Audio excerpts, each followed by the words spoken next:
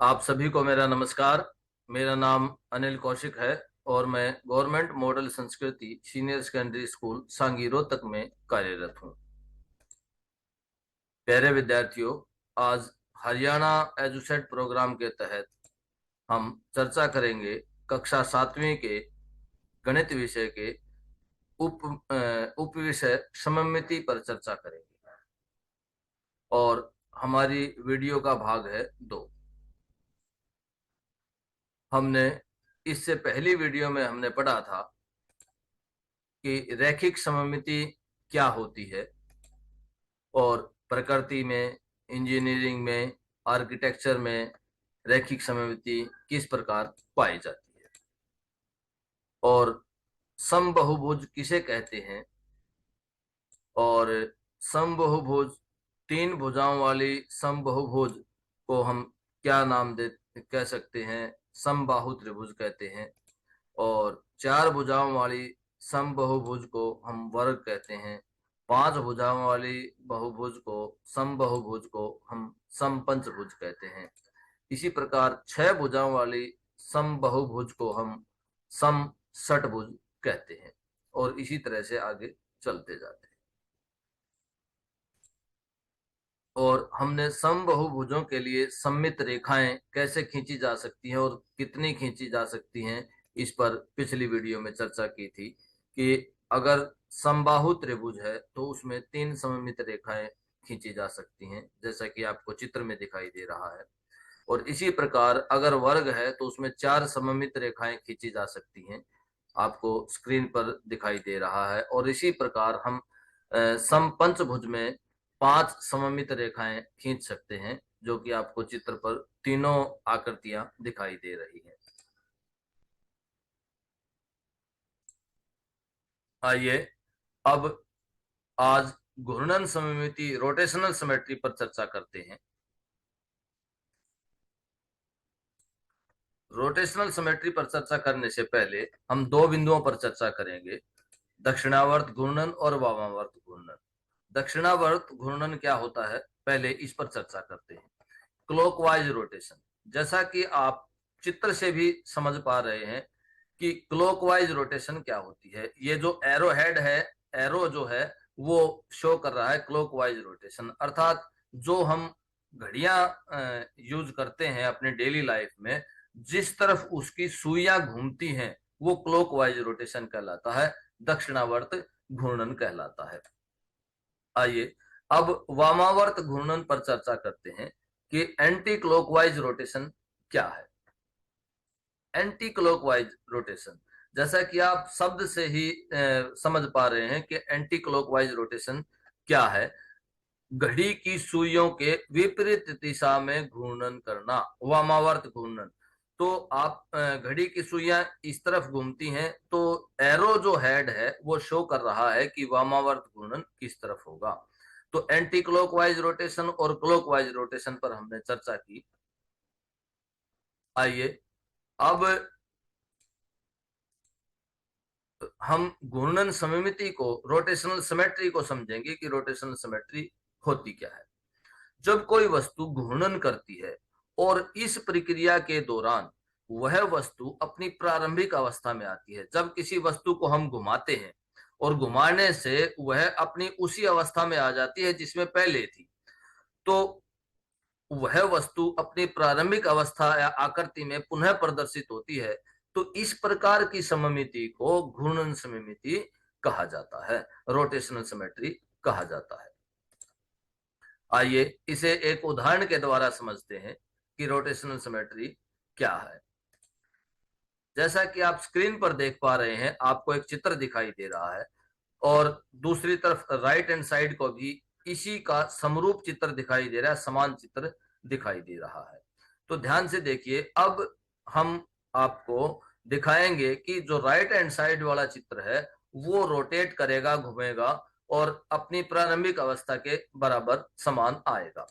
तो देखिए ध्यान से, यह चित्र इसने 90 डिग्री घुमाया है हमने और 90 डिग्री घुमाने से यह चित्र अपनी उसी प्रारंभिक अवस्था में आ गया है। उसके बाद फिर इसको घुमाते हैं तो फिर यह अपनी प्रारंभिक अवस्था में आ जाता है वैसा ही सेम दिखाई देता है। उसके बाद हम इसको 4 बार घुमाते हैं, तो 4 बार घुमाने पर यह अपनी प्रारंभिक अवस्था में आ जाता है। अब उदाहरण को इकट्ठा देखते हैं। इसी उदाहरण को देखिए, जब हमने अलग अलग करके लिए देखा था, अब हम इसको इकट्ठा देखते हैं कि किस प्रकार घुमाने से प्रारंभिक अवस्था में आ रहा है। ये देखिए, यह इसकी अवस्था है, इस चित्र की अवस्था। और जब हम इसको एक बार घुमाते हैं तो फिर यह अपनी उसी अवस्था में प्राप्त होता है। तो इस प्रकार 4 बार घुमाने से देखिए, 1 से 2 पर एक बार घुमाया हमने, फिर दूसरी बार घुमाया, फिर तीसरी बार, फिर चौथी बार घुमाया। तो 4 बार घुमाने से यह आकृति जो है अपनी प्रारंभिक अवस्था में आती है। 4 बार, एक पूर्ण घूर्णन के दौरान 4 बार आती है। तो इस प्रकार हम घूर्णन सममिति को समझ सकते हैं। तो अब आइए चर्चा करते हैं कि घूर्णन का केंद्र क्या होता है। तो देखिए, जब कोई वस्तु किसी निश्चित बिंदु के चारों तरफ घुमाई जाती है तो इस निश्चित बिंदु को ही घूर्णन का केंद्र कहा जाता है। तो देखिए, इसे भी एक उदाहरण द्वारा समझते हैं। हम वही उदाहरण ले रहे हैं, वही चित्र ले रहे हैं। हम बार बार इस चित्र का प्रयोग इसलिए कर रहे हैं कि जो बिंदु, अलग अलग बिंदु हैं, वो आप एक ही उदाहरण से अच्छी प्रकार से समझ पाएंगे। तो हमने ये चित्र लिया था। अब इसमें घूर्णन का केंद्र देखिए, जहां पर स्टार है, स्टार आपको रेड कलर का स्टार दिखाई दे रहा है, ये इसका घूर्णन का केंद्र है। और इसी प्रकार हम दूसरा चित्र जो ले रहे हैं उसमें भी घूर्णन का केंद्र देखेंगे कि घूर्णन का केंद्र कहाँ है। तो देखिए, जहां पर इसमें भी रेड स्टार दिखाई दे रहा है, वहां इस आकृति में घूर्णन का केंद्र है। आइए अब घूर्णन कोण पर चर्चा करते हैं कि घूर्णन का कोण क्या होता है, एंगल ऑफ रोटेशन क्या है। देखिए, घूर्णन के दौरान घूमे गए कोण को घूर्णन का कोण कहा जाता है। अर्थात एक पूर्ण घूर्णन के दौरान, पूरा जब चक्कर कोई भी आकृति लगाती है, उस पूरे चक्कर के दौरान वह जितनी बार अपनी प्रारंभिक अवस्था में आती है, वो जितना घुमाने पर प्रारंभिक अवस्था में आती है वो ही क्या कहलाता है, घूर्णन का कोण कहलाता है, या घूर्णन कोण कहलाता है, एंगल ऑफ रोटेशन कहलाता है। तो देखिए, इसी उदाहरण से देखते हैं कि एंगल ऑफ रोटेशन क्या है। देखिए, पहली बार जब हमने आकृति को घुमाया तो 90 डिग्री घुमाया, और 90 डिग्री घुमाने से आकृति अपनी पुरानी अवस्था के समरूप आ गई, बराबर आ गई।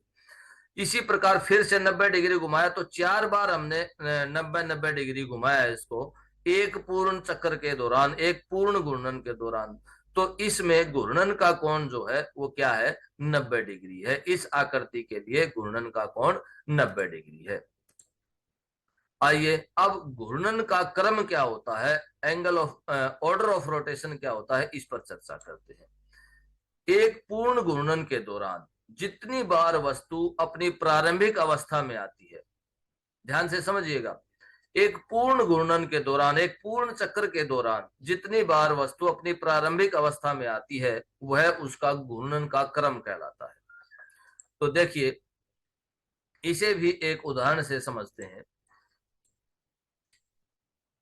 जैसा कि आप स्क्रीन पर देख पा रहे हैं, आपके सामने एक उदाहरण है। एक चित्र को, आकृति को घुमाया घुमाया गया है, और इस आकृति को 360 डिग्री पूर्ण घुमाने पर, पूर्ण घुमाया जाता है, तो यह 4 बार अपनी प्रारंभिक अवस्था में आती है। और इसको किस उसके दौरान घुमाया गया है, दक्षिणावर्त घुमाया गया है या वामावर्त घुमाया गया है, थोड़ा विचार कीजिए। यहाँ एक बार वीडियो को रोककर आप अंदाजा लगाइए, जांच कीजिए कि किस तरफ घुमाया जा रहा है। ध्यान से देखिए, एरो हेड क्या शो कर रहा है, एरो हेड शो कर रहा है क्लॉकवाइज रोटेशन, दक्षिणावर्त घूर्णन। ऐसे ये क्लॉकवाइज रोटेशन है इसमें। तो एक पूर्ण घूर्णन 360 डिग्री के दौरान आकृति जितनी बार अपनी प्रारंभिक अवस्था में आती है, वह उसका घूर्णन का क्रम कहलाता है। तो यहाँ पर चित्र में घूर्णन का क्रम 4 है। आकृति में घूर्णन सममिति का क्रम बताइए। अब यहाँ पर हम एक क्वेश्चन ले रहे हैं। एक आकृति है हमारे सामने, स्क्रीन पर एक आकृति दिखाई दे रही है। यह आकृति, इस आकृति में घूर्णन सममिति का क्रम बताना है। अब बिल्कुल हमने समरूप आकृति ली है इसकी राइट हैंड साइड में, और अब राइट हैंड साइड वाली आकृति घूमती हुई दिखाई देगी आपको।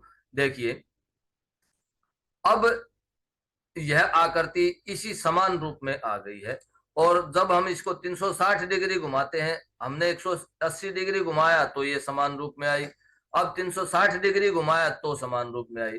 तो इस प्रकार हम कह सकते हैं इसमें कि इस आकृति में घूर्णन सममिति का क्रम, अर्थात देखिए, पढ़िए इसको एक बार। पूर्ण घूर्णन अर्थात 360 डिग्री घूमने पर यह आकृति 2 बार अपनी प्रारंभिक अवस्था में समान रही है, इसलिए इस आकृति में घूर्णन सममिति का क्रम 2 है। रोटेशनल सिमेट्रिक घूर्णन सममिति, हमने जिन बिंदुओं पर इस वीडियो में चर्चा की है उनको एक बार रिवाइज कर लेते हैं। घूर्णन सममिति क्या होती है, घूर्णन का केंद्र क्या होता है, घूर्णन कोण किसे कहते हैं, और घूर्णन का क्रम क्या है। इस वीडियो में हमने इन बिंदुओं पर चर्चा की। अब होमवर्क पर चर्चा करते हैं कि रिक्त रिक्त स्थान भरो। अब ये जो आपको टेबल दिखाई दे रही है, इसमें रिक्त स्थान भरना है आपको। ये जो रिक्त स्थान है ये भरने हैं, ये विद्यार्थी स्वयं करेंगे। और जो हमने मैं आशा करता हूं कि जो हमने आज समझा है, पढ़ा है, या जिन बिंदुओं पर हमने चर्चा की है, उन बिंदुओं को समझते हुए यह टेबल जो है आसानी से भरी जा सकती है, फिलअप की जा सकती है।